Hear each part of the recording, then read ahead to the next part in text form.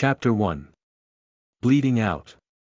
You are listening at FameTV.info.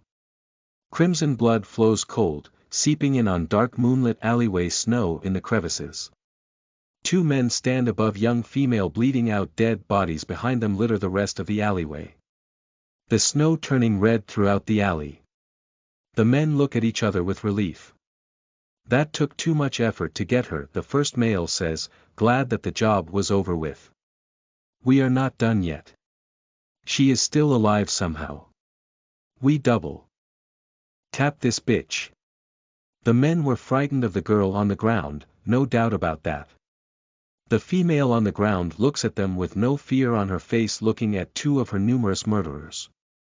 She did her best and took as many as she could with her. She always was told she was a prodigy, that nothing she wanted to do was out of her reach. She graduated from high school and never looked towards furthering her education in schools. Those left paper trails, and she knew what she wanted to do with her life. She wanted power, not the made-up power that the elected had. She wanted strength over everything, deadly power. The type mob bosses posses, and she worked her way to that. She was a cold bitch that controlled everything in her life down to the letter. It took years of work to develop the networks in her first city and outside it. She created networks for drugs, espionage for companies. She extorted people with blackmailed. If it was illegal, she did it.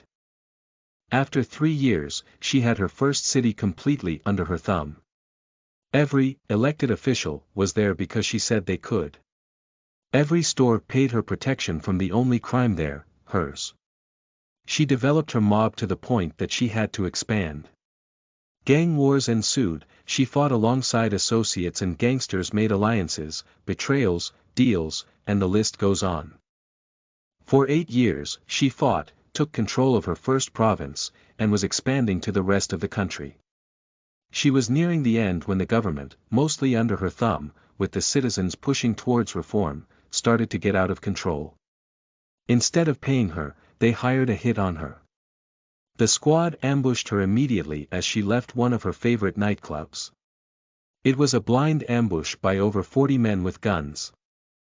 Caught surprised and on the wrong foot. Her bodyguards, her most manipulated and loyal ones, took the brunt of the surprise. They bought her time to grab cover. The shootout lasted for all of 5 minutes as she fired back, but a grenade landed beside her. She quickly picked it up and tossed it back when 5 bullets hit her as she briefly exposed herself. Now lying in her blood looking at the 2 men above her, she realized she had regrets. She had never finished what she originally set out to do. She never became a queen over her domain. She was a failure in the end, so close to success, but she never got what she aspired to be. Powerful.